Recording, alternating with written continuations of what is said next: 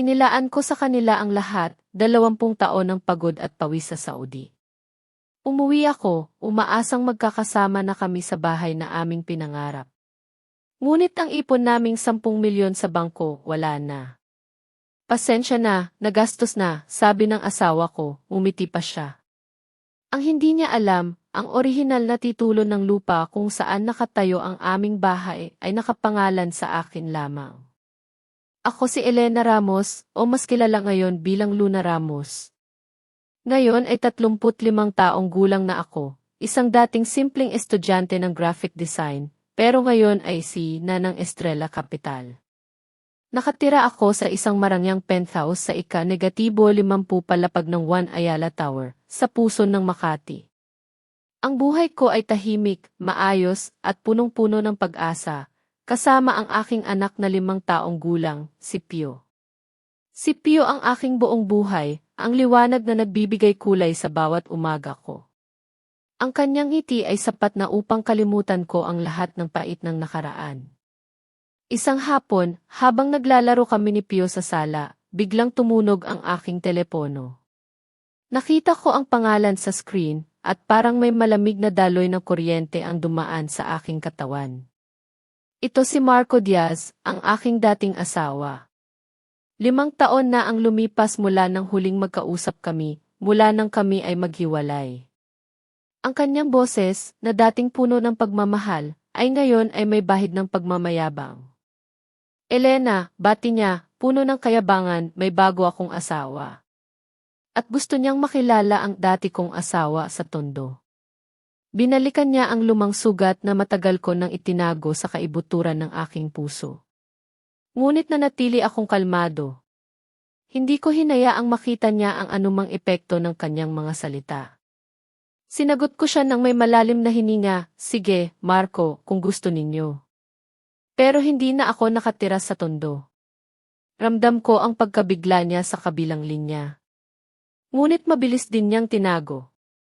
Nasaan ka na ngayon? Tanong niya. Sinabi ko ang address ng One Ayala Tower. Ramdam ko ang pagtataka niya, ngunit sumang-ayon din siya.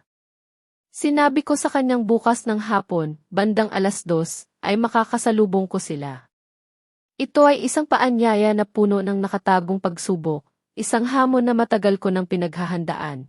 Kinabukasan, eksaktong 2:00 ng hapon, tumunog ang intercom. Nakita ko sa screen sina Marco at ang kanyang bagong asawa, si Sofia. Si Sofia ay bata pa, siguro mga 28 taong gulang, at halatang mula sa isang pamilya ng negosyante sa Cebu. Ang kanilang mga mukha ay puno ng pagmamayabang, ng pag-aakalang sila ang mayaman at ako ang kawawa. Ang kanilang mga tingin ay parang naghahanap ng anumang bahid ng paghihirap sa aking mukha. Pinapasok ko sila. Ang aking penthouse ay malawak, maliwanag, at punong-puno ng sining at kontemporaryong disenyo. Ngunit hindi nila ito napansin. Ang kanilang mga mata ay nakapako sa akin, na para bang may inaasahan silang makitang isang gusgusing babae, o kaya ay isang katulong lamang. Wow, ang ganda naman dito, sabi ni Sofia, na may bahid ng pangungutya sa kanyang tinig. Siguro, malaki ang sweldo mo bilang katulong sa ganitong lugar, Elena. Magkano ang upa mo dito? Nakangiti lamang ako, ngunit ang aking mga mata ay kalmado at punong-puno ng obserbasyon. Hinayaan ko silang maligaya sa kanilang mga haka-haka. Nagkwento sila tungkol sa kanilang mga negosyo, sa kanilang mga biyahe sa ibang bansa, at sa kanilang napaka-perpektong ibuhay. Para silang bumibisita sa isang kawawang kamag-anak, at ako naman ay tahimik na nakikinig, ngunit ang lahat ay nagbago. Mula sa likuran, tumakbo si Pio na bagong gising. Ang kanyang mukha ay kasing amo ng isang anghel, at ang kanyang mga mata ay nagningning sa tuwa. Mama! Hinahanap kita, sigaw niya, at tumakbo palapit sa akin, na para bang hinahabol ng isang halimaw, biglang nanlamig ang buong silid. Napako ang tingin ni Marco kay Pio. Ang bata ay may malapad na noo, singkit na mata, at matangos na ilong, eksaktong kopya niya noong bata pa siya. Ang kulay ng balat, ang hugis ng labi, lahat ay sumisigaw ng pangalan ni Marco. Nanlumo si Marco. Ang kulay ng kanyang mukha ay naging putlang-putla na para bang nakakita siya ng multo. Hindi siya makapagsalita. Si Sofia naman ay namutla rin at nagtatakang tumingin sa akin. Ang kanyang mga mata ay naghahanap ng paliwanag ng isang pagtanggi, ngunit wala siyang nakita. Naglakad ako patungo sa bintana at tiningnan ang tanawin ng Makati sa ibaba. Ang lahat ay tahimik, walang ingay, walang galaw. Habang papalabas sila, hindi na sila makapagsalita. Ang kanilang mga mukha ay punong-puno ng kahihiyan at pagkabigla. Umalis sila nang walang paalam, na parang mga taksil na hinahabol ng kanilang mga demonyo. Tiningnan ko ang kanilang mga anino na naglaho sa pintuan. Naramdaman ko ang isang malalim na paghinga at isang paglaya. Ngunit hindi ito ang tunay na kasiyahan. Hindi ito ang paghihiganti na inaasahan ng marami. Hindi, ito ay isang uri ng kalungkutan, isang pagkabigo. Ngayon ko lang naramdaman na ang pagpapatawad ay hindi lamang para sa kanila, kundi para sa sarili ko. Ngunit para maintindihan kung bakit ako naging ganito, kailangan nating balikan ang nakaraan, 7 taon na ang nakalipas. Kailangan nating balikan ang simula ng aking kwento. 7 taon na ang nakalipas. Noon, ako si Elena, isang simpleng babae na naniniwala sa fairy tale, na ang bawat pagsubok ay may kaukulang gantimpala at ang bawat kwento ng pag-ibig ay may masayang pagtatapos. Ako ay 28 taong gulang pa lamang noon, isang estudyante ng graphic design sa Manila, galing sa isang mapagpakumbabang pamilya sa Bicol. Ang Maynila para sa akin noon ay isang pangarap, isang malaking canvas na puno ng mga posibilidad, at ang pag-ibig ang pinakamagandang bagay sa mundo. Isang araw, sa isang art exhibition sa Makati, nagtagpo ang aming mga mata ni Marco Diaz. Siya ay anak ng isang mayamang pamilya, mga may-ari ng Diaz Global Imports Corp. Siya ay matangkad, gwapo, at ang kanyang mga salita ay tila mga awit na dumadaloy sa aking pandinig. Hindi siya tulad ng ibang lalaki na nakilala ko. Mailalim ang kaluluwa niya, sabi niya sa akin. Hindi ka tulad ng ibang babae, Elena, ang kanyang tinig ay banayad, puno ng pangako. Mailalim ang kaluluwa mo. Hindi ka basta-basta. Ako ay lubos na nahulog sa kanyang patibong. Ang aking puso ay umasa, ang aking isip ay nilipad sa isang mundo ng pantasya. Kahit mayroon akong kaunting pag-aalala tungkol sa pagkakaiba ng aming katayuan sa lipunan, pinili kong huwag itong pansinin. Ang pag-ibig sa aking isip ay lumalampas sa lahat ng uri ng harang. Ilang buwan ang lumipas at inalok niya ako ng kasal. Ang aking puso ay halos lumukso sa tuwa. Basta kasama kita, wala na akong kailangan, ang kanyang mga salita ay tila isang sumpa, isang matamis na pangako. Poprotektahan kita. Haharapin natin ang mundo ng magkasama. Ang aming kasal ay marangya, ginanap sa isang sikat na simbahan, at ang reception ay sa isang malaking hotel sa Quezon City. Naniniwala ako na ako si Cinderella, at natagpuan ko na ang aking prinsipe. Ngunit, nagkamali ako. Hindi pala totoo ang fairy tale. Ang masayang pagtatapos ay simula pa lamang ng aking bangungot.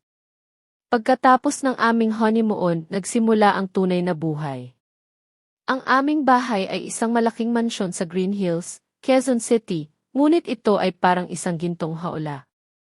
Si Aling Remedios, ang ina ni Marco, ay nagpakita ng kanyang tunay na kulay. Sa aming unang hapunan, nakangiti siya, ngunit ang kanyang mga mata ay walang emosyon, puno ng pangungutya.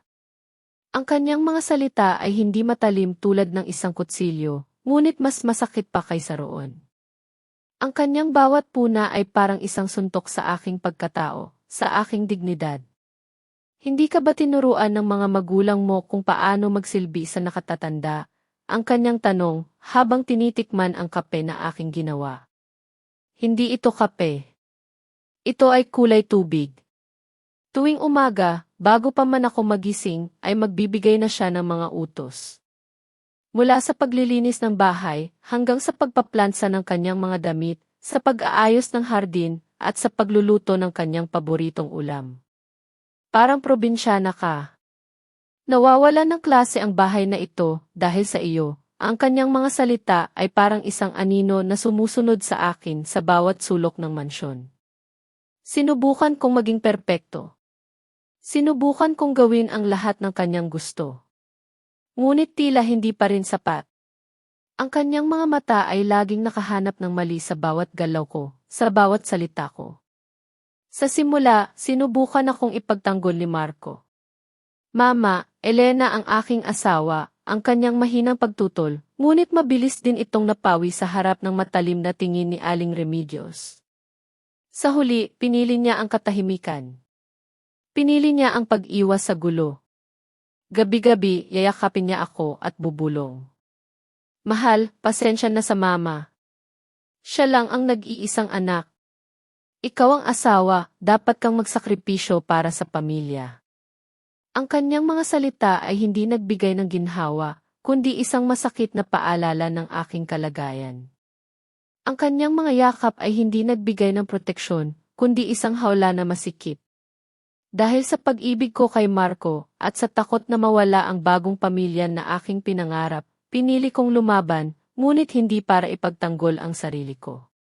Pinili kong lumaban sa pamamagitan ng pagtanggap, sa pamamagitan ng pagiging tahimik, sa pamamagitan ng pagiging isang anino sa kanilang malaking bahay. Ang aking kwento ng Cinderella ay nawasak, ngunit kumapit pa rin ako sa ilusyon ng pagmamahal. Isang ilusyon na unti-unting lumalamon sa aking kaluluwa. Lumipas ang 2 taon. Nanatili ako sa loob ng gintong hawla ng pamilya Diaz, isang anino sa kanilang malaking mansyon. Ang aking katahimikan ay naging pagpayag, isang pahintulot para kay Marco na gawin ang kanyang mga gusto. Ang aking pag-asa na balang araw ay makikita niya ang aking pagmamahal at pagtitiis ay unti-unting nawawala, tulad ng kandilang unti-unting naubusan ng sindi. Sinimulan ni Marco ang kanyang mga pagtataksil ng lantaran. Umuuwi siya ng gabi, amoy alak at may bahid ng pabango na hindi sa akin. Sa tuwing sinusubukan kong magtanong, sisigawan niya ako. Bakit ang dami mong tanong? Trabaho at pakikisalamuha ang ginagawa ko. Bilang asawa, tungkulin mong alagaan ang bahay, huwag makialam sa aking mga gawain. Ang kanyang mga salita ay parang suntok sa aking dibdib, ngunit wala akong magawa kundi ang umiyak ng tahimik sa gabi. Isang araw, kinausap ko si Aling Remedios, umaasang makakahanap ako ng pangunawa, ng suporta. Ngunit mumiti lamang siya ng mapait. Normal lang sa lalaki ang magkaroon ng ibang babae, Elena. Basta umuwi siya at nagdadala ng pera. Ang kailangan mo ay maging marunong magpiring mata at higit sa lahat, bigyan siya ng anak. Ang kanyang mga salita ay parang laso na unti-unting kumalat sa aking sistema. Dahil alam niya na ang problema ay kay Marco, ngunit pinilit ako ni Marco na manahimik. Ibinigay niya ang lahat ng sisi sa akin. Baog ka ba, Elena? Kaya siya naghahanap sa labas? Ito ang pinakamatinding pananakit na aking naranasan. Ang aking pagkatao ay parang dinuduro. Ang aking pagkababae ay tila tinatapakan. 2.5 taon ang lumipas mula nang kami ay ikasal. Isang araw, ilang araw lamang matapos ang aming anibersaryo, umuwi si Marco na may daladalang sobre. Naglalaman nito ng papeles ng diborsyo. Wala kang makukuha, Elena. Ang kanyang tinig ay malamig, walang awa. Ang bahay, ang kumpanya, lahat ay akin. Wala kang pag-aari. Tinitigan niya ako nang may galit sa kanyang mga mata. Wala kang silbi. Baog ka. Napaglumaan ka na. Ang kanyang mga salita ay parang mga balang tumatama sa aking puso. Nahanap ko na ang 1,000 beses na mas mahusay kaysa sa iyo. Mas bata, mas maganda, at higit sa lahat, kayang bigyan ako ng anak. Pinilit niya akong pumirma. Wala akong magawa kundi ang lumuluha. Sa isang iglap, nawala ang lahat. Ang aking pag-asa, ang aking pangarap, ang aking pamilya. Hindi ko alam kung saan ako pupunta. Pinilit nila akong umalis na mayroon lamang isang maliit na maleta. Naglakad ako sa mga kalsada ng Quezon City na walang direksyon. Ang aking isip ay blanko, ang aking puso ay punong-puno ng sakit. Hindi ko kayang tawagan ang aking mga magulang sa Bicol. Nahihiya ako. Ayokong mag-alala sila, natagpuan ko ang aking sarili sa isang maliit, madilim at mamasa-masang kwarto sa Tondo, Metro Manila. 10 metro kwadrado lamang ang laki nito. Ang aking mga araw ay puno ng kawalan ng pag-asa. Ang aking gabi ay puno ng mga luha at mga tanong na walang kasagutan. Naisip ko ang pagpapakamatay. Naisip ko na tapusin na ang lahat. Ngunit pagkatapos ng humigit kumulang 2 linggo mula nang ako ay umalis, nagsimula akong makaramdam ng kakaiba. Mabilis akong napapagod at madalas akong nagsusuka. Bumili ako ng pregnancy test kit sa isang parmasya. Nang makita ko ang 2 guhit, ang aking mundo ay biglang nagbago. Nagdadalang tao ako. Ang aking mga luha ay muling dumaloy, ngunit sa pagkakataong ito ay luha ng tuwa, ng pag-asa. Sa gitna ng aking matinding sakit at pagdurusa, may isang liwanag na sumikat. Hindi ko sasabihin kay Marco. Hinding-hindi. Ang batang ito ay akin. Siya ang aking liwanag, ang aking pag-asa, ang aking dahilan para mabuhay. Kailangan kong mabuhay. Hindi lang mabuhay, kundi mabuhay ng maayos, para sa munting anghel na ito. Hindi na ako susuko. Hindi na ako manghihina. Para sa kanya, ako ay lalaban. Sa munting kwarto sa Tondo, nagsimula ang aking bagong buhay, isang buhay na puno ng pagsubok at pighati, ngunit may kasamang matinding pag-asa.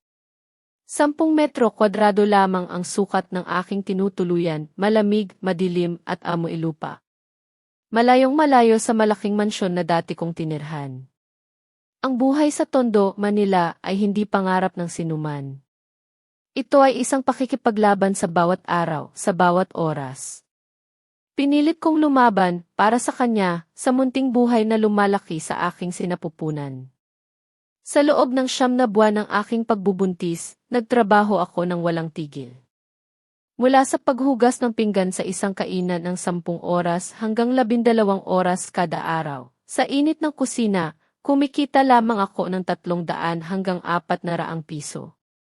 Ang aking mga kamay na sanay sa pagguhit, ngayon ay magaspang na sa sabon at tubig, punong-puno ng kalyo. Pagkatapos, sinubukan kong magbenta ng tinapay at kakanin sa isang kariton. Naglalakad sa ilalim ng matinding init ng araw at malakas na ulan, simula pa ng 3:00 ng umaga.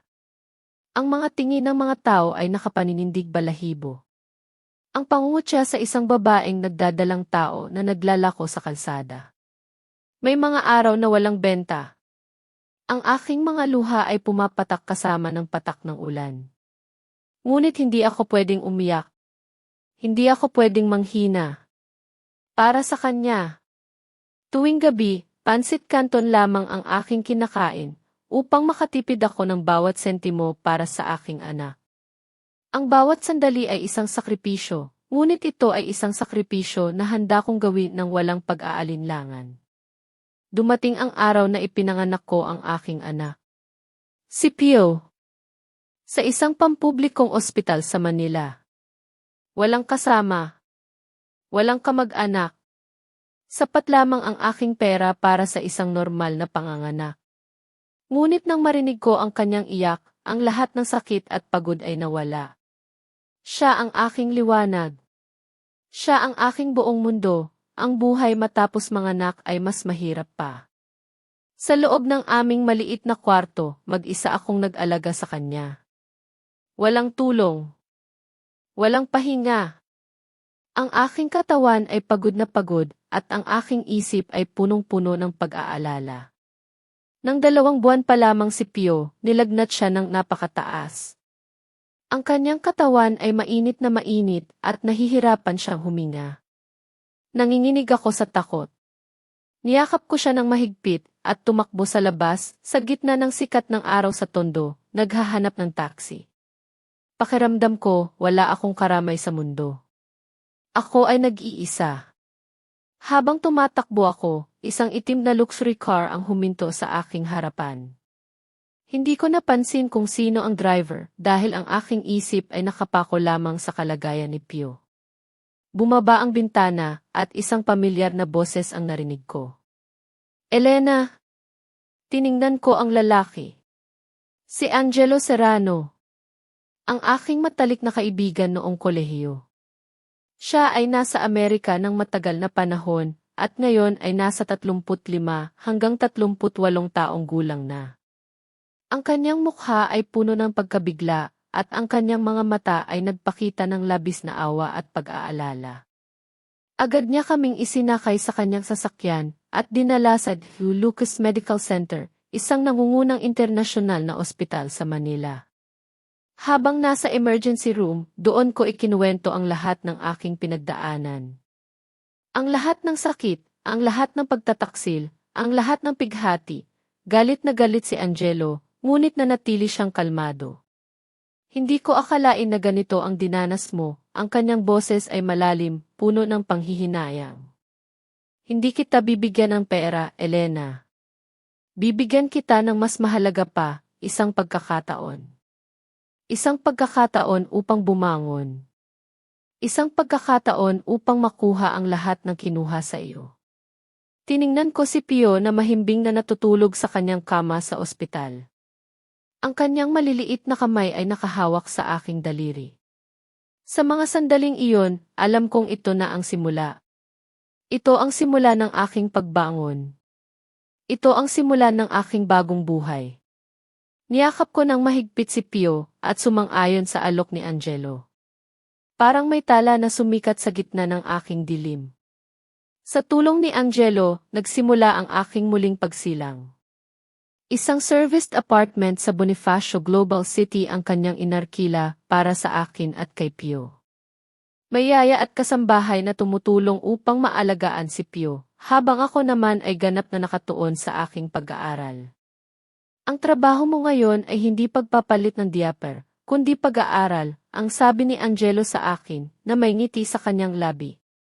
Si Angelo, na ngayon ay presidente ng Estrella Capital, isang malaking venture capital fund sa Manila, ang naging aking mentor. Nag-enroll ako sa mga executive program sa Ateneo at sa VESI, kumuha ng mga kurso sa pananalapi, project management, strategic marketing, at batas ng negosyo. Gabi-gabi, binabasa ko ang mga libro, sinusuri ang mga ulat, at sinisikap na punan ang lahat ng nawawalang kaalaman. Ako ang naging anino ni Angelo. Sumasama ako sa kanyang mga pulong, sa mga negosasyon sa mga kasosyo, at natuto ako kung paano niya sinuri ang bawat proyekto. Tinuruan niya ako kung paano basahin ang kalaban, kung paano makita ang bawat kahinaan at kalakasan. Ang negosyo ay hindi lang talino, Elena, ang kanyang payo. Kailangan din ang tapang at minsan ay kaunting kalupitan. At higit sa lahat, huwag mong ipakita ang iyong kahinaan. Ang aking talino, na matagal nang nakatago, ay unti-unting lumitaw. Sa isang pagkakataon, nakita ko ang isang butas sa modelo ng negosyo ng isang e-commerce company na hindi napansin ng buong team ni Angelo, isang malaking panganib sa cash flow. Nagulat at ipinagmamalaki ako ni Angelo. Alam ko na, ang kanyang ngiti ay malapad.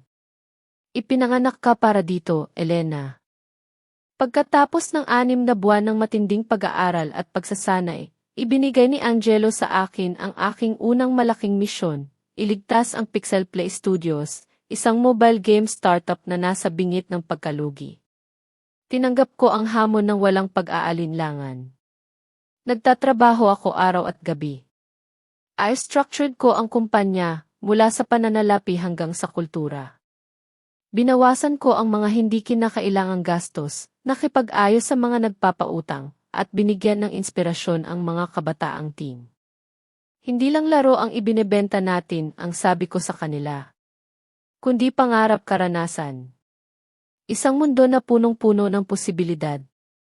Sa loob lamang ng 6 na buwan, sa ilalim ng aking pamumuno, ang Pixel Play Studios ay hindi lamang nakabangon mula sa krisis, kundi nagkaroon pa ng malaking tagumpay sa isang pinahusay na laro at bagong marketing strategy.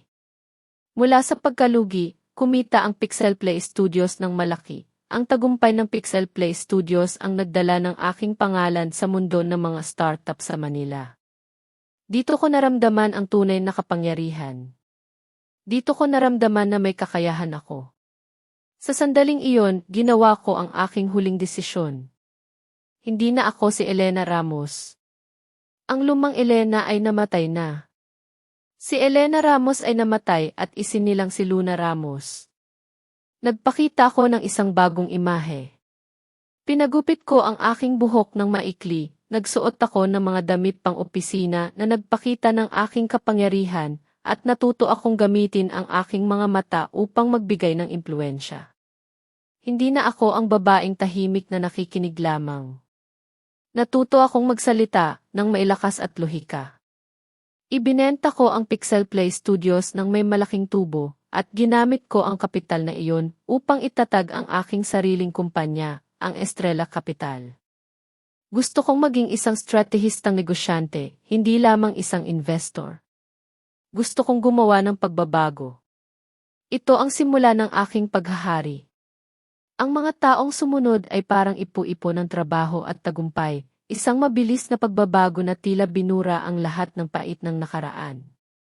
Sa ilalim ng pangalan ni Luna Ramos, ang Estrella Capital ay lumago ng napakabilis, naging isang puwersa na kinikilala at iginagalang sa mundo ng negosyo sa Pilipinas.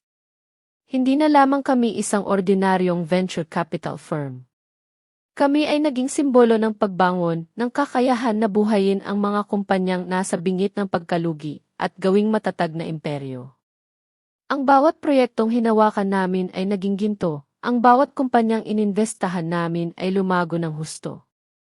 Ang pangalan ni Luna Ramos ay naging tatak ng tagumpay, isang alamat na binabanggit sa bawat sulok ng industriya. Nakamit ko ang isang buhay na punong-puno ng karangyaan at kasikatan, isang mundo na hindi ko inakala na mararating ko. Mayroon akong lahat ng mga bagay na minsan kong pinangarap, mga bagay na minsan kong inakalang imposible. Ngunit higit sa lahat ng materyal na bagay, ang pinakamahalaga sa akin ay ang kakayahan kong magbigay kay Pio ng isang maligaya at masaganang pagkabata. Ang bawat desisyon ko, ang bawat pagod ko sa trabaho, ay para sa kanya. Ang pagbili ko ng penthouse sa One Ayala Tower sa Makati ay hindi upang magyabang, hindi upang ipamukha sa sinuman ang aking narating. Ito ay upang patunayan ang aking posisyon sa lipunan, at higit sa lahat, upang magbigay kay Pio ng isang magandang tirahan, isang ligtas na kanlungan, at isang kinabukasan na puno ng pag-asa. Lumaki si Pio sa gitna ng pagmamahal at pag-aaruga, sa isang mundo na malayo sa kahirapan at pighati na aking naranasan. Nag-aaral siya sa pinakamahusay na internasyonal na paaralan, kung saan natututo siya hindi lamang ng mga aralin sa libro, kundi pati na rin ang halaga ng kagandahang asal at pakikisama. Inaalagaan siya ng isang mapagmahal at mapagkakatiwalaang yaya, ngunit higit sa lahat, laging nasa ilalim ng aking pagmamahal. Ang kanyang ngiti ang aking lakas, ang kanyang tawa ang aking musika. Sa tuwing nakikita ko siyang masaya, ang lahat ng aking pagod ay nawawala. Ang bawat gabi, bago siya matulog, ay magkukwento ako sa kanya ng mga pangarap, ng mga pakikipagsapalaran, ng mga bayani. Sa gitna ng lahat ng ito, may isang lihim na aking pinangangalagaan, isang bigat sa aking puso. Ito ang katotohanan tungkol sa ama ni Pio. Para sa kanya, para protektahan ang kanyang kamusmusan at ang kanyang kaluluwa, gumawa ako ng isang kwento. Ang kanyang ama ay isang magiting na piloto na nagbuwis ng buhay sa isang misyon ng pagtulong sa kapwa. Isang bayani na dapat niyang ipagmalaki. Ang kanyang larawan, isang montage ng isang matapang na piloto, ay nakasabit sa aming dingding, isang ngiti na puno ng pangako at tapang. Tuwing tinatanong ako ni Pio tungkol sa kanyang ama, ipinipinta ko sa kanyang isip ang isang bayani, isang ama na dapat niyang ipagmalaki, isang inspirasyon. Ngunit sa bawat kwento, mayroong isang bahagi ng aking puso ang nagtatanong. Kailan ko sasabihin kay Pio ang totoo? Paano ko ipapaliwanag ang lahat ng pait at sakit ng nakaraan? Ito ay isang responsibilidad na aking dinala, isang pasanin na aking pinangangalagaan, isang desisyon na tila nakadepende sa paglaki at pag-unawa ng aking anak. Si Angelo, ang aking matalik na kaibigan at kasosyo sa negosyo, ay patuloy na naging isang matibay na haligi sa aking buhay. Hindi lamang siya isang mahusay na tagapayo sa negosyo, kundi isang mapagkakatiwalaang kaibigan na laging handang makinig at sumuporta. Naiintindihan niya ang aking mga pighati, ang aking mga takot, at ang aking mga pangarap. Ang kanyang presensya ay nagbibigay ng kapayapaan sa aking mundo, isang paalala na hindi ako nag-iisa. Minsan, may nakakarating na balita tungkol kay Marco. Sa pamamagitan ng mga lumang kakilala, nababalitaan ko na maayos ang kanyang buhay. Ang tono ng aking boses ay nagiging mas obretibo, na may bahid ng pagmamaliit, hindi na ng galit. Nakasal pa rin siya kay Sofia Reyes, at ang kanilang kumpanya, ang Diaz Global Imports Corp., ay lumalaki dahil sa suporta ng pamilya ng kanyang asawa. Ang kanyang mga tagumpay ay tila hindi niya pinaghirapan, kundi pinamana lamang. Madalas siyang lumalabas sa mga pahayagan at magasin. Ipinagmamalaki ang kanyang yaman at ang kanyang iperpektong pikasal. Ang kanyang ngiti ay puno ng pagmamataas, hindi niya alam na ang lahat ng kanyang ipinagmamalaki ay tila isang balang araw ay guguho.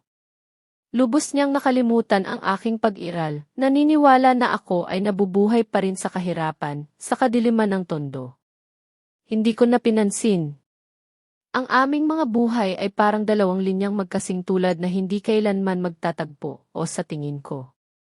Ngunit alam ko na ang gulong ng tadhana ay patuloy na umiikot at ang bawat isa ay haharap sa bunga ng kanilang mga pinili. Ang aking puso ay puno ng kapayapaan, ngunit sa ilalim nito ay mayroong pa rin na pag-iisip. Alam kong darating ang araw na magtatagpo muli ang aming mga landas at sa araw na iyon, handa akong harapin ang anumang pagsubok. Sa gitna ng aking tahimik at maayos na buhay, sa panahong sa wakas ay nakamit ko na ang kapayapaan na matagal kong hinangad, biglang may isang pangyayari ang bumulabog sa lahat. Ito ang hamon ng tadhana, isang pagsubok na tila inihanda para sa akin, na hindi ko inaasahan. Isang umaga, habang ako ay nagbabasa ng mga ulat at nagpaplano para sa Estrella Capital, tumunog ang aking telepono. Si Angelo. Ang kanyang boses sa kabilang linya ay puno ng sigla at pagkasabik, na tila may dala siyang napakagandang balita. Luna, may isang malaking proyekto tayong titingnan, sabi niya, ang kanyang tinig ay halos maging bulong sa tuwa. Isang kumpanya ang gustong magpalawak at kailangan ng isang malakas na strategic partner. Magandang oportunidad ito para sa Estrella Capital. Ramdam ko ang kanyang pagkasabik, at sa sandaling iyon, ako rin ay naging interesado. Ang bawat bagong proyekto ay isang hamon, isang pagkakataon upang patunayan muli ang aming kakayahan, upang mas lumawak pa ang aming impluensya sa mundo ng negosyo. Pinadalhan niya ako ng mga detalyadong dokumento ng proyekto. Habang binubuksan ko ang file sa aking laptop, isang kakaibang pakiramdam ang bumalot sa akin. Parang may pumintig sa aking puso, isang babala, isang senyales. Nang makita ko ang pangalan ng kumpanya, nanlamig ako. Ang aking mga kamay ay halos hindi ko na makontrol. Diaz Global Imports Corp. Ang pangalan na matagal ko nang itinago sa pinakamalalim na sulok ng aking isip, ngayon ay nasa harapan ko. At ang pangalan ng Chief Executive Officer. Walang iba kundi si Marco Diaz. Ang aking dating asawa. Ang aking mundo ay tila huminto. Ang ingay ng Maynila sa labas ng aking penthouse ay naglaho, ang tunog ng aking sariling hininga lamang ang aking naririnig. Ang mga alaala ay nagsimulang magparada sa aking isip, tulad ng isang lumang pelikula na muling ipinapalabas. Ang kanyang matatamis na salita, ang kanyang pagtataksil, ang kanyang mga masakit na pananalita. Ang aking puso ay bumigat, ang aking lalamunan ay tila may nakabara. Parang may bumalik na alaala mula sa nakaraan, isang multo na matagal ko nang inakalang patay na, ngayon ay muling bumabangon. Ang aking mga emosyon ay naging magulo. May isang bahagi sa akin ang gustong tanggihan kaagad ang proyekto, na sabihin kay Angelo na hindi ako interesado. Ang layo ng aming narating ay sapat na, hindi ko na kailangan pang muling buksan ang lumang sugat. Nais kong iwasan ang anumang koneksyon sa nakaraan, lalo na kung ito ay may kinalaman kay Marco. Ngunit may isang kakaibang puwersa ang nag-udyok sa akin, isang boses sa loob ko na nagsasabing kailangan kong harapin ito. Marahil ay kuryosidad, isang kakaibang pangungutya ng tadhana. Marahil ay isang hamon na hindi ko kayang tanggihan, isang pagsubok na kailangan kong lampasan upang tuluyang makalaya. Napansin ni Angelo ang aking pag-aalangan. Ang kanyang boses ay puno ng pag-aalala, ang kanyang mga mata ay nagtatanong. May problema ba, Luna? Kilala mo ba sila? Ang kanyang tanong ay tila bumutas sa aking pag-iisip, naghatid ng liwanag sa gitna ng aking kalituhan. Sa halip na sabihin ang lahat, sumagot lamang ako ng may malalim na hininga, ang aking tinig ay halos pabulong. May nakaraan kami. Hindi na siya nagtanong pa. Alam niyang kapag sinabi ko ang linyang iyon, mayroong malalim na kwento sa likod nito. Ang aming pagkakaibigan ay binuo sa pag-unawa at pagtitiwala, at alam kong rerespetuhin niya ang aking desisyon, anumang ito. Ilang araw akong hindi makatulog ng maayos. Ang aking isip ay puno ng mga tanong, ng mga posibilidad. Liwanag ko bang muling buksan ang sugat ng nakaraan? Kung harapin ko si Marco, hindi ba ito magiging paghihiganti lamang? Hindi ba ito makakaapekto kay Pio, ang aking anak na laging aking pinoprotektahan? Ang bawat desisyon ko ay may epekto, at kailangan kong siguraduhin na ang lahat ng aking gagawin ay para sa kapakanan ng aking anak. Ngunit habang nag-iisip ako, unti-unti kong naintindihan.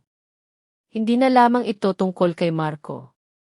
Hindi na lamang ito tungkol sa paghihiganti. Ito ay tungkol sa akin, sa pagtapos ng isang kabanata sa aking buhay, sa paghahanap ng kapayapaan sa aking sarili. Ito ay tungkol sa pagharap sa aking mga takot, sa aking mga pighati, at sa pagpapatunay sa aking sarili na mas matatag na ako ngayon kaysa noon.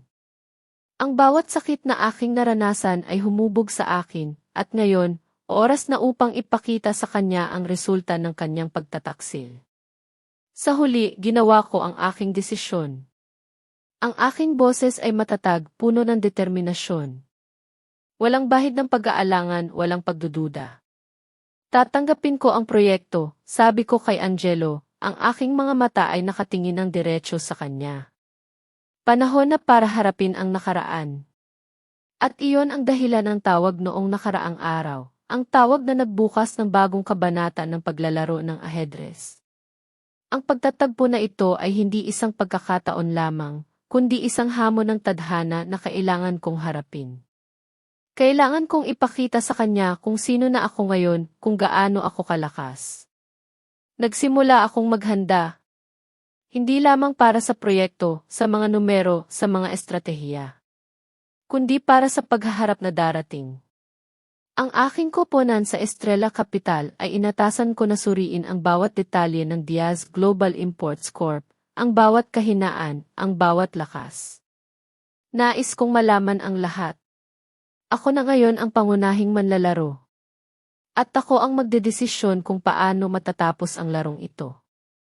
Ang aking puso ay puno ng pag-asa, ngunit may bahid din ng pangamba. Hindi ito paghihiganti. Ito ay katarungan, isang paraan upang balansihin ang gulong ng tadhana. Ang nakaraan ay hindi maaaring burahin, ngunit maaari itong harapin at tapusin ng may dignidad at lakas. Ang araw ng pagtutuos ay dumating, isang araw na matagal kong inihanda, matagal kong hinintay. Ang langit ay payapa, ang araw ay sumisikat ng maliwanag sa Makati, ngunit sa loob ng aking puso, isang bagyo ng mga emosyon ang nagbabanta. Ang hangin ay tila nagbubuong ng isang kakaibang tensyon, isang prelude sa isang pagtatapos na matagal nang dapat maganap. Si Marco Diaz, na may kumpiyansang hitsura at malaking ngiti sa labi, ay nagmaneho ng kanyang pulang Porsche patungo sa matayog na gusali ng korporasyon sa Makati. Ang sasakyang nagkikintab sa sikat ng araw ay tila sumasalamin sa kanyang pagmamataas, sa kanyang paniniwala na siya ang pinakamakapangyarihan. Sa kanyang mga mata, makikita ang pagmamayabang, Ngunit sa ilalim nito, may bahid ng pag-aalala, isang maliit na crack sa kanyang maskara ng kasiguraduhan. Hindi niya alam na ang kanyang pagiging hari ay malapit ng matapos, na ang kanyang kaharian ay malapit ng gumuho. Ang kanyang bawat galaw ay tila nagdudulot ng ingay, ng isang pagmamayabang na sa huli ay magiging dahilan ng kanyang pagbagsak. Pumasok si Marco sa conference room, isang malawak na silid na punong-puno ng teknolohiya at modernong disenyo.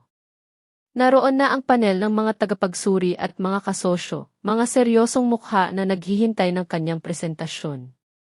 Bago pa man siya makaupo, inabisuhan siya na ang huling desisyon para sa Makati Zenith Project ay manggagaling sa FE ng Estrella Capital, isang misteryosong babae na bagong balik mula sa ibang bansa, na may reputasyon ng isang henyo sa negosyo. Ngumiti lamang si Marco, isang ngiti na puno ng pagpapabaya. Sa kanyang isip, isa lamang itong babae na madaling mapabilib, na madaling dayain. Ang kanyang pagkamaliit sa akin ay masisira niya sa huli. Biglang bumukas ang pintuan ng silid. Ang ingay ng pagbubukas ay tila isang hudyat, isang simula. Ako, si Luna Ramos, ay pumasok sa silid, nakasuot ng navy blue power suit na perpektong bumagay sa aking figura. Ang aking Christian Louboutin high heels ay may ritmo sa marmol na sahig, bawat tapak ay tila isang martilyo na tumatama sa katahimikan. Ang aking buhok ay maiksi, ang aking mukha ay walang emosyon, ngunit ang aking mga mata ay matalas, punong-puno ng determinasyon. Hindi ako tumingin kay Marco. Naglakad ako ng diretso sa upuan ng presiding officer, ang pinakamataas na posisyon sa mesa, na parang ito ang aking trono. Nanlamig ang dugo ni Marco. Namutla siya. Ang kanyang mga mata ay nanlaki sa pagkabigla, sa kawalan ng paniniwala. Ang kanyang bibig ay bahagyang nakabukas, ngunit walang salita ang lumabas. Ganap siyang natulala nang makita ako. Ang babaeng iniwan niya sa kahirapan, ang babaeng pinahirapan niya, ang babaeng akala niya ay patay na, ngayon ay narito, at mas makapangyarihan pa sa kanya. Ang kanyang dating asawa. Ang kanyang biktima. Ngayon ay narito na bilang kanyang hukom. Ang kanyang buong pagkatao ay parang gumuho sa isang iglap. Matapos kong makaupo, dahan-dahan akong lumingon sa kanya. Ang aking mga mata ay kalmado, ngunit sa ilalim nito, mayroong isang apoy na nagbabaga. Nagbigay ako ng isang malamig na ngiti, isang ngiti na hindi umabot sa aking mga mata, at nagsalita ako ng malinaw at matalim, ang bawat salita ay tila isang yelo na bumabagsak sa kanyang puso. Magandang umaga, Ginoong Diaz. Ikinalulugod kong muling makita kayo. Ako si Luna Ramos, CC ng Estrella Capital, at strategic partner ng proyektong ito. Ito ang pangalawang suntok kay Marco. Ang pangalan ni Luna Ramos, ang pangalan na binanggit ng kanyang detective, ang pangalan ng babaeng kinatatakutan niya, ngayon ay ang babaeng kanyang itinaboy. Ang kanyang mukha ay naging putlang-putla, na parang nakakita ng multo. Ang kanyang paghinga ay naging mabigat, ang kanyang puso ay tila tumigil sa pagtibok. Ang kanyang buong pagkatao ay parang gumuho sa isang iglap, na parang isang kastilyong buhangin na tinangay ng alon. Hindi ko na hinintay pa ang kanyang reaksyon. Nagsimula na ako sa paglilitis.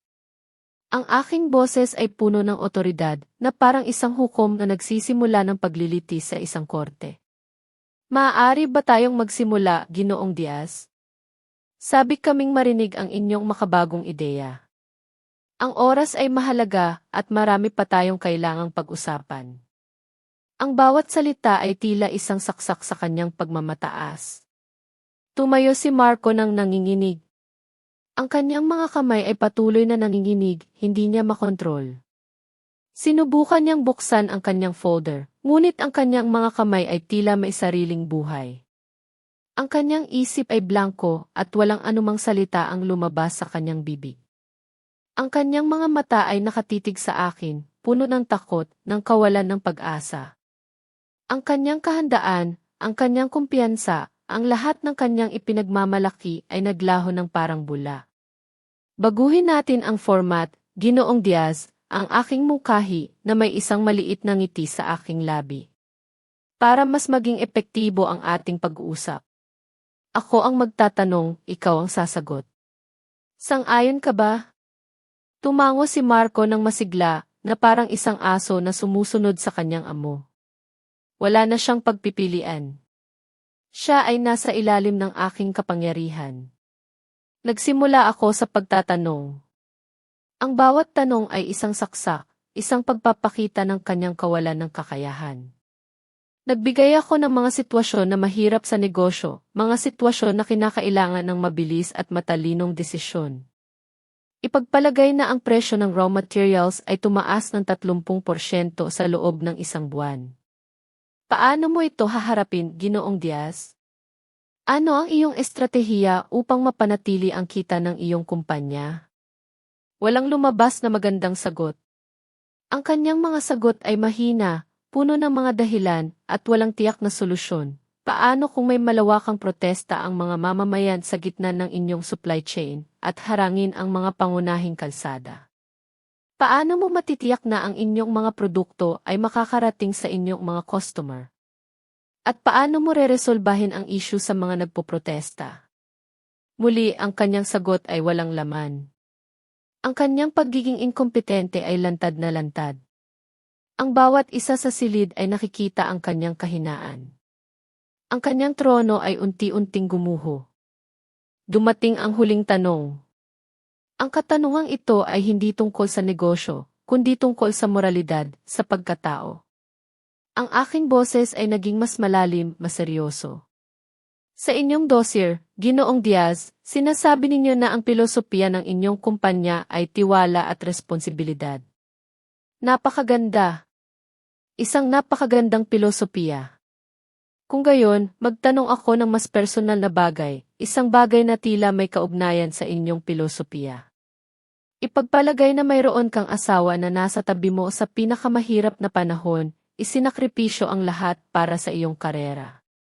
Nagtiwala siya sa iyo at binuo ninyo ang pangarap ng magkasama. Ngunit nang dumating ang tagumpay, naramdaman mong hindi na siya karapat-dapat, niloko mo siya, at iniwan siya sa kanyang pinakamababang punto, sa panahong pinakakailangan kanya. Ang pag-ugaling iyan ba ay umaayon sa inyong pilosopiya ng tiwala at responsibilidad? Biglang napatayo si Marco, nanginginig ang kanyang buong katawan. Ang kanyang mukha ay naging asul. Ang kanyang mga mata ay nanlaki sa galit at takot. Ikaw, ang kanyang bulong, ang kanyang tinig ay halos hindi na marinig. Hindi siya makapagsalita. Hindi niya matanggap ang katotohanan na ang kanyang dating asawa ang naglalantad ng kanyang mga kasalanan. Tumayo ako, ang aking mga mata ay nakatitig ng diretso sa kanya. Lumapit ako sa kanya, ang bawat hakbang ay tila isang pagbagsak ng espada. Ang aking boses ay malakas at malinaw, na umalingaw sa buong silid. Tinatanong kita, Ginoong Diaz. Ang isang taong naging iresponsable sa kanyang sariling pamilya, isang taong hindi kayang panindigan ang kanyang mga pangako sa kanyang minamahal, kaya ba niyang maging responsable sa isang proyektong nagkakahalaga ng millions ng piso? Isang proyekto na may malaking epekto sa ekonomiya ng ating bansa. Umatras si Marco, ang kanyang mga mata ay puno ng takot. Ang kanyang mga hakbang ay hindi sigurado, at sa huli, bumangga siya sa podyum, ang kanyang mukha ay putlang-putla. Ang kanyang pagiging hari ay ganap na gumuho sa sarili niyang kaharian. Siya ay isang kawawa, isang taong walang silbi, isang simbolo ng kanyang sariling pagkalugi. Kinuha ko ang isang binagong kopya ng kontrata at inilagay sa mesa sa harap niya. Ginoong Diaz, ito ang bagong kontrata. Ang inyong kumpanya, ang Diaz Global Imports Corp., ay hindi magiging pangunahing kontraktor. Kayo ay magiging isang subkontraktor lamang na may maliit na kita na 5%. At ang karapatan na pamahalaan ang inyong kumpanya ay pansamantalang ililipat sa kinatawan ng Estrella Capital. Ang kanyang mga mata ay nagbabasa sa kontrata, ang kanyang mga kamay ay nanginginig. Alam niyang wala na siyang magagawa. Ito ba ay pagpapahiya? Ito ang presyo ng iyong pagmamataas at pagtataksil. Ito ang presyo ng iyong kawalan ng responsibilidad. Ang presyo ng iyong kalupitan. Wala nang ibang pagpipilian si Marco kundi ang pumirma. Ang kanyang mga kamay ay nanginginig habang pinipirmahan niya ang kanyang sariling pagkalugi, ang kanyang sariling pagbagsak. Ang dating hari ay naging isang alipin sa kanyang sariling kaharian, isang anino ng kanyang dating pagkatao. Ang hustisya ay natupad sa isang paraan na hindi niya kailanman inakala. Bumalik si Marco mula sa pagpupulong na iyon na parang isang multo. Ang kanyang mga mata ay walang buhay, ang kanyang mga balikat ay nakayuko, ang kanyang dating pagmamataas ay ganap na naglaho. Ang pulang Porsche na dating niyang ipinagmamalaki ay tila nawala ng kinang, isang simbolo ng kanyang pagbagsak. Ang bawat hakbang niya ay mabigat, na parabang pasa niya ang buong mundo. Ang kanyang kaharian ay gumuho, at siya, ang dating hari, ay isa na lamang anino sa sarili niyang palasyo.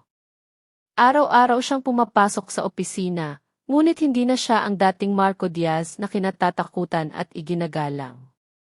Isa na lamang siyang manonood, isang marioneta na walang sariling galaw. Nakaupo siya sa kanyang malaking upuan, sa likod ng kanyang mamahaling mesa, ngunit ang kanyang mga mata ay blanko, nakatitig sa kawalan. Pinapanood niya ang mga kinatawan ng Estrella Capital na pinapatakbo ang kanyang kumpanya, na gumagawa ng mga desisyon na dati ay nasa kanyang mga kamay. Bawat pirma na hinihingi sa kanya ay isang saksak sa kanyang puso, isang paalala ng kanyang pagkatalo. Mas masakit pa ito kaysa sa pagkabangkarote. Ito ay isang mabagal na kamatayan, isang pagpapahirap na walang katapusan. Ang kanyang kaluluwa ay unti-unting namamatay sa bawat araw na lumilipas. Ang unang tali na naputol ay ang kanyang kasal kay Sofia Reyes. Nang malaman ni Sofia ang nangyari, hindi siya nagpakita ng anumang simpatya o pag-unawa. Sa halip, ang kanyang mga mata ay puno ng galit at pagkasuklam. Hindi siya nagdalawang isip. Agad siyang naghain ng diborsyo. Ang kanyang mga salita ay matatalim, na parang mga kutsilyong tumatago sa puso ni Marco. Hindi ako nagpakasal sa isang talunan, ang kanyang huling sinabi bago siya umalis, dala ang lahat na natitirang yaman na maaari niyang makuha. Mabilis siyang nakahanap ng bagong milyonaryo, isang bagong biktima na handang sumunod sa kanyang mga kagustuhan. Ang kanyang pag-ibig, tulad ng kanyang kagandahan, ay may presyo. Ang pangalawang tali na naputol ay ang kanyang pamilya. Ang pamilyang Diaz, na dati ay isang simbolo ng yaman at kapangyarihan, ay ganap na nagkawatak-watak. Ang balita ng pagbagsak ni Marco ay parang isang lason na dahan-dahang kumalat sa kanilang tahanan. Si Aling Remedios, ang kanyang ina na laging nasa likod niya, na laging nagbibigay ng lakas sa kanyang pagmamataas, ay hindi kinaya ang matinding pagkabigla at kahihiyan. Nagkasakit siya ng malubha. Ang kanyang dating matigas na pananalita ay napalitan ng mga buntong hininga at luha. Ang kanyang pagmamahal na puno ng kontrol at pamamahala ay sa huli ay nagdala lamang ng pagkawasak sa kanyang sariling pamilya at ang pagkasira ng karakter ng kanyang anak. Ang kanyang pagmamahal, na akala niya ay isang kalasag, ay naging isang lason. Ang kanyang mga pangarap para sa kanyang anak ay naging isang bangungot. Saksi ako sa lahat ng ito sa pamamagitan ng mga ulat at balita na ipinapadala sa akin ni Angelo. Habang binabasa ko ang bawat detalye ng kanilang pagbagsak, hindi ko naramdaman ang kasiyahan na inaasahan ng marami. Hindi ako nakaramdam ng paghihiganti.